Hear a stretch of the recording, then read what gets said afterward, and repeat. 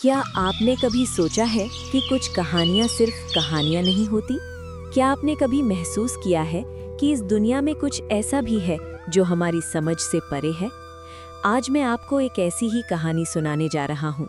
एक ऐसी कहानी जो आपको विश्वास दिलाएगी कि चमत्कार होते हैं और कभी-कभी सबसे साधारण जीवन में भी सबसे असाधारण घटनाएं घटती हैं। ये कहानी है एक बूढ़े आदमी की। एक ऐसे बूढ़े आदमी की जिसकी जिंदगी में सिवाय संघर्ष और अकेलेपन की कुछ नहीं था। लेकिन एक रात एक ऐसी घटना घटी जिसने उसकी पूरी दुनिया बदल दी। एक ऐसी घटना जिसने उसे एक ऐसे रहस्य से जोड़ दिया जिसकी कल्पना भी उसने कभी नहीं की थी। आज रात कुछ अलग है, कुछ होने वाला है। उसे नहीं पता था कि ये बेचैनी क्यों थी।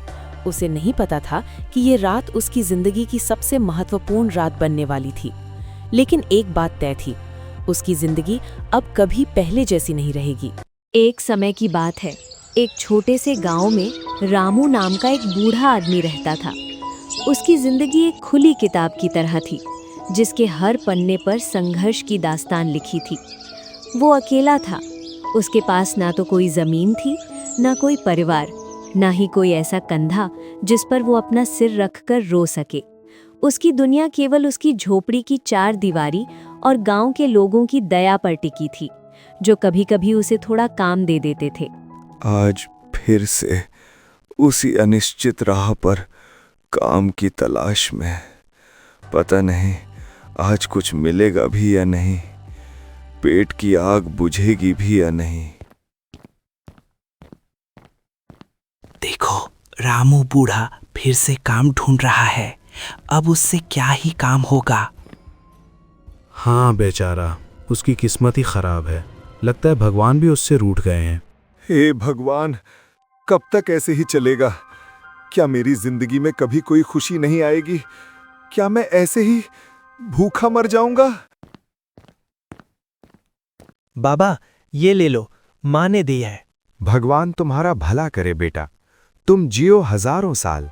रामू की जिंदगी बहुत मुश्किल थी, लेकिन वो कभी किसी का बुरा नहीं चाहता था। उसकी आत्मा शुद्ध थी, उसका दिल दयालु था। वो हमेशा ईमानदार रहा, भले ही उसे इसके लिए कितनी भी कीमत चुकानी पड़ी हो।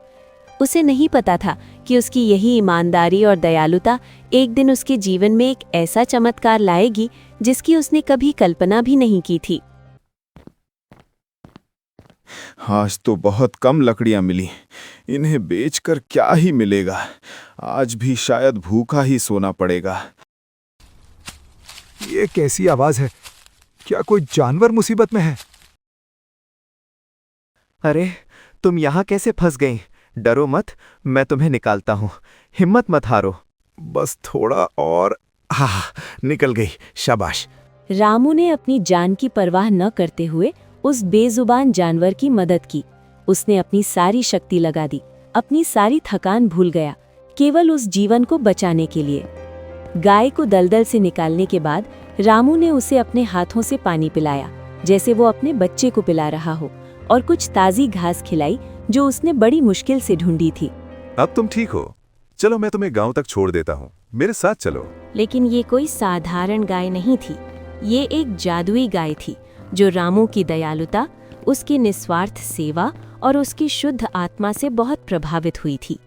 उसने रामू के जीवन को बदलने का संकल्प ले लिया था, एक ऐसा संकल्प जो उसकी जिंदगी में एक ऐसा चमत्कार लाएगा जिसकी उसने कभी कल्पना भी नहीं की थी। अब तुम यहीं रहो, मेरे पास तुम्हें खिलाने के लिए ज्यादा कुछ नहीं है, लेकिन जो भी है हम मिल बांट कर खाएंगे। तुम्हें भूखा नहीं रहने दूंगा। उस रात रामू ने अपने पास बचे हुए थोड़े से चावल पकाए। उसके मन में एक ही विचार था, अपनी नई साथी, इस गाय को भी थोड़ा भोजन देना। उसे नहीं पता था कि ये रात उसकी जिंदगी की सबसे रहस्यमयी रात बनने वाली थी। ये क्या? मैंने तो थोड़े से चावल पकाए थे, ये तो पूरा बर्तन भर गया। ये कैसे संभव है? क्या ये इस गाय की वजह से हुआ? क्या ये कोई जादुई गाय है?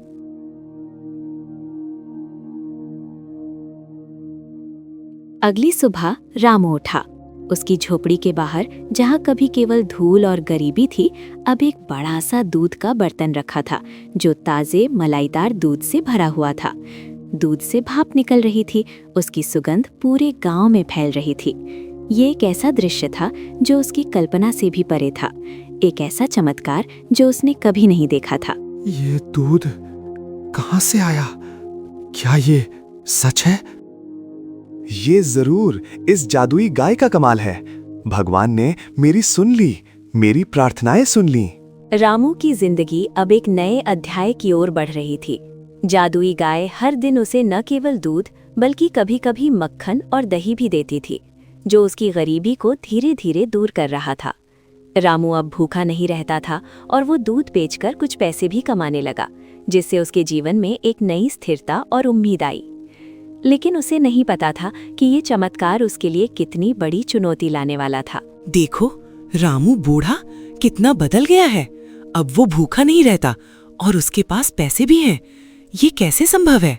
हाँ, मैंने सुना है उसके पास कोई जादुई गाय है, वही सब कर रही है। जादुई गाय?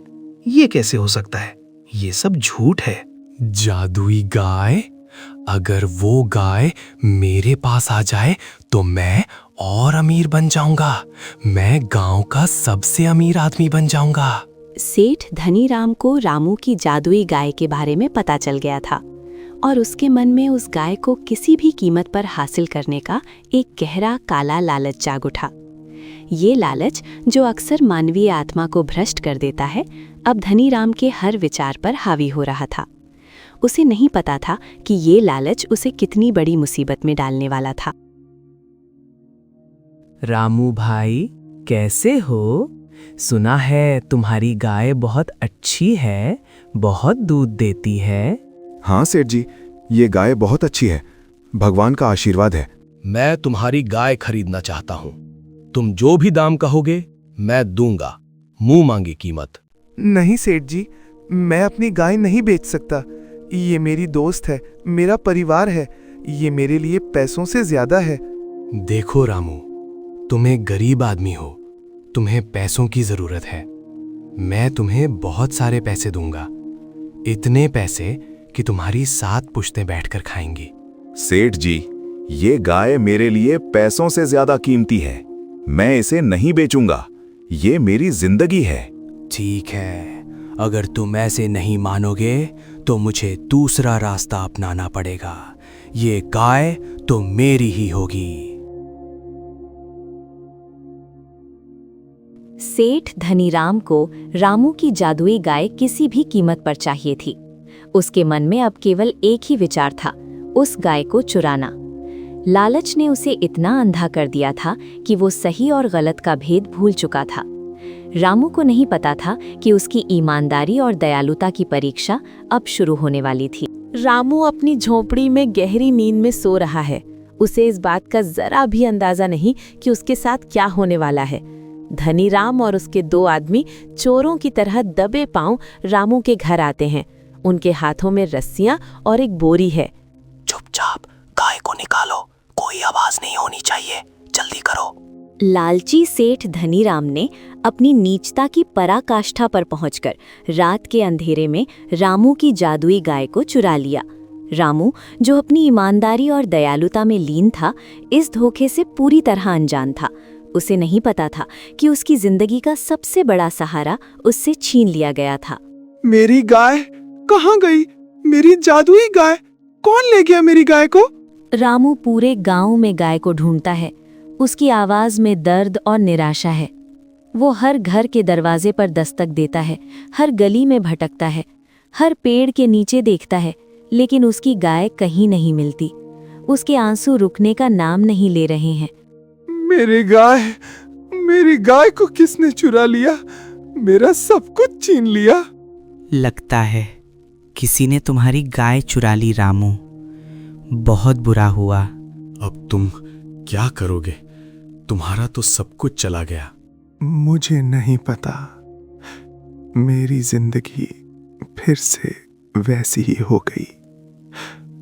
शायद भगवान भी मुझसे रूठ गए हैं। धनीराम अपनी आलीशान हवेली में गाय के साथ है। उसके चेहरे पर एक विजयी मुस्कान है, जैसे उसने कोई बड़ा खजाना जीत लिया हो।